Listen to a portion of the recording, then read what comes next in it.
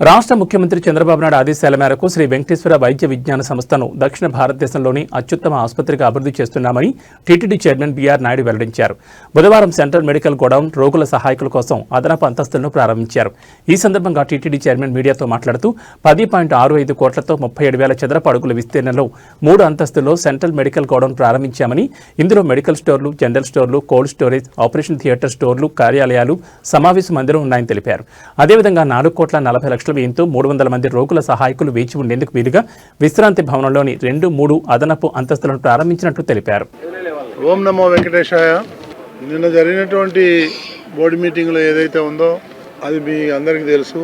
480 కోట్ల రూపాయలు ఖర్చు పెట్టి ఏదైతే అన్ఫినిష్డ్ ఉందో పద్మావతి చిల్డ్రన్స్ హార్ట్ పేషెంట్ల కోసం అవన్నీ కూడా త్వరితగతిన పూర్తి చేయాలని నిన్ననే నిర్ణయం తీసుకున్నాం. అంతకుముందు బోర్డు మీటింగ్లోనే సిమ్స్లో వేరియస్ బిల్డింగ్స్ ఇవన్నీ కూడా ఇన్కంప్లీట్ ఉండే అవన్నీ కూడా త్వరితగతిన కంప్లీట్ చేయాలనే ఉద్దేశంతో మనం అందరికి కూడా శాంక్షన్స్ ఇవ్వడం జరిగింది బోర్డు మీటింగ్లో. దానికి అనుగుణంగానే ఈరోజు ఈ సిమ్స్లో సెంట్రల్ మెడికల్ స్టోర్ అనేటువంటిది ఒక విభాగాన్ని మనం ఈరోజు ప్రారంభించాం. అందులో 3 విభాగాలు ఉంటాయి. ఒకటి medical store, general store and surgical store and operation theatre కావాల్సినటువంటి ఏదైతే ఎక్విప్మెంట్ ఉందో అవన్నీ కూడా స్టోర్లో పెట్టుకోవడానికి వీలుంటుంది. దీనికి సుమారు 10,65 లక్షల ఖర్చు చేయడం జరిగింది.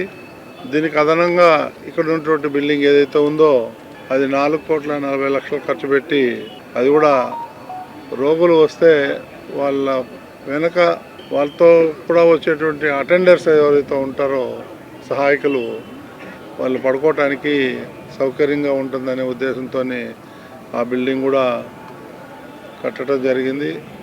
దానికి అటెండర్స్కి అందరికి కూడా ఇక్కడ భోజన సదుపాయాలు 2 పూట్ల భోజనం పెట్టడం జరుగుతూ ఉంది.